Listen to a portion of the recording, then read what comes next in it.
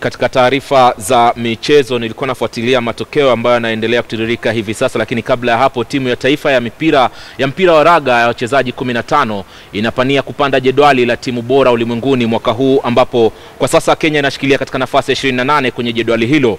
Timu hiyo, mtazamaji, inatarajiwa kushiriki kwenye mechi za kirafiki dhidi ya timu zilizoorodheshwa juu yake kwa ajili ya kuzidi kujipima nguvu na kuboresha mchezo wake. Mwanahabari Robinson Okenye na taarifa zaidi.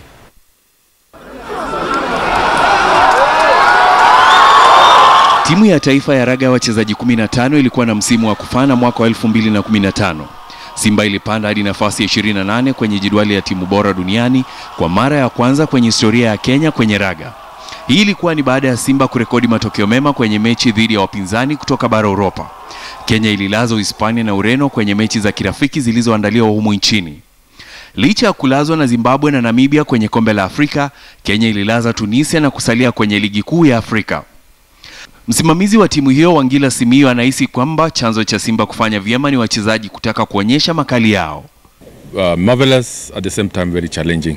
What I would say, we achieved 85 to 80% in our expectations last year. You would not realize your potential until you test yourself, and that has happened with the Kenya 15s. It was not a big surprise to us as a technical bench. You saw what we did in the Vodacom Cup. Many doubting Thomases thought that we will not make it in the Vodacom Cup. Msimu wa mwaka 2015 pia ulishuhudia chipukizi ambao walipata kunawiri kwenye timu hiyo, na msimamizi huyo anahisi kwamba chipukizi hao watazidi kuimarika. Just build the confidence in a player.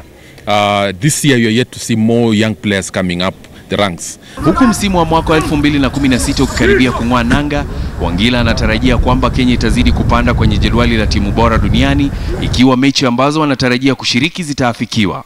We've requested for test series, that is, we, God willing, from June we shall be playing Romania. We shall also be playing Georgia, Spain, and if possible we are also going to Hong Kong. Timu ya Simba ilitajwa kama timu ya 3 bora nchini kwenye upande wa wanaume kwenye tuzo za soya zilizoandaliwa kwenye ukumbi wa KICC. The Gentle Giants. Lion is a very focused animal. So on that flag is what we carry. And when we are out there, we roar like lions. And we have an attitude like a lion. When I say Etalangi, you all say, ah. And when I say Kutalangi, who's the father of Etalangi, you say, ooh. Timoni. Etalangi.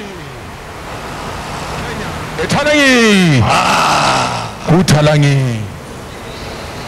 Kenyans. Zero Kenya, KTN.